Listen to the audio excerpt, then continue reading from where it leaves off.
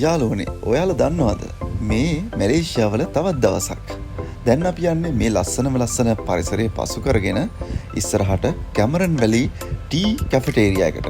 ඉතින් මේ යන ගමනේ අපිට මාරම ලස්සන view එකක් බලා ගන්න පුළුවන් මේ යන පාර දෙපැත්තේ. ඉතින් ඉස්සරහින් ඔයාලට පේනවා මේ වගේ කඳු වැටි සහ කැමරන් වැලි ටී ලෝගෝ එක. ඒ වගේම බලන්න මේ යන ලොකේෂන් එකේ යද්දී අපිට මේ වගේ පොඩි වැස්සකටත් මුණ දෙන්න සිද්ධ වුණා. ඉතින් මේ කැමරන් වැලි එකවට පොඩි තියෙනවා ට්‍රැෆික් ජෑම් එකක් නැත්නම් මම කිව්වොත් රෝඩ් බ්ලොක් එකක්. ඉතින් මේ රෝඩ් බ්ලොක් එකත් අපි පහු කරගෙන හිමින් ඉස්සරහට යද්දී මාරම එක්ස්පීරියන්ස් එකක්. මොකද මේ වැස්සත් එක්ක හරිම සීතලක් සහ වෙනම එක්ස්පීරියන්ස් එකක් ලබා ගන්න පුළුවන් මෙතනට ආවොත්. අනිවාර්යෙන් අමතක කරන්න එපා මැලේසියා ගියොත් කැමරන් වැලි ටී කැෆටේරියා එකට යන්න. මොකද එයාලගේ කැෆටේරියා එකේ රසවත් තේ වර්ග වගේම ඔයගොල්ලන්ට විවිධ කෑම වර්ගත් රස බලන්න මෙතනදී අවස්ථාව ලැබෙනවා. මේ කඳු යායම තේ වලින් වගා කරලා තියෙනවා වගේම මේ වැස්සත් එක්ක අපිට ලැබුණ එක්ස්පීරියන්ස් එක වෙනමම අත්දැකීමක්. ඉතින් මම හැමෝටම කියනවා මැලේසියා ගියොත් කැමරන් හයිලන්ඩ් වලට ගිහිල්ලා අනිවාර්යෙන්ම කැමරන් වැලි ටී කැෆටේරියා එකට යන්න අමතක කරන්න එපා.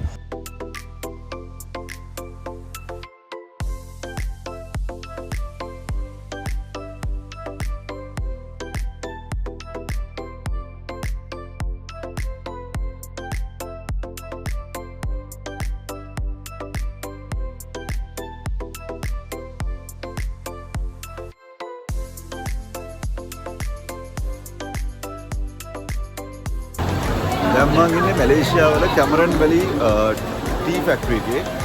එතකොට මෙතනට ආවොත් ඔයාලට පුළුවන් මේ කැමරන් වැලි කියන ටී බ්‍රෑන්ඩ් එකට අදාළ තේ වර්ග ගැන පොඩි අදහසක් ගන්න. ඒ වගේම ටේස්ට් කරලා බලන්න පුළුවන්. මේගොල්ලෝ ගාව තියෙනවා සාම්පල්ස්. අපිට අරගෙන බලන්න පුළුවන් කොහොමද කියලා ඒගොල්ලන්ගේ ටේ වල රසය.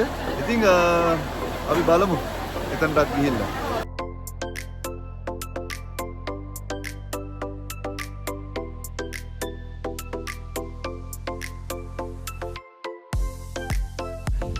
තවත් විශේෂයෙන් සඳහන් කළ යුතු කාරණයක් තමයි ඔයාලට මේ කැෆටේරියා එකකින් බගි රයිඩ් එකක් යන්න පුළුවන්.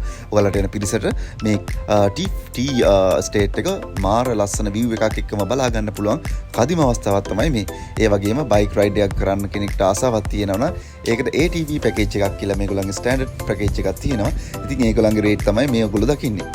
ඉතින් තවත් වීඩියෝ එකකින් හමු වෙනකන් හැමෝටම සුබ දවසක්.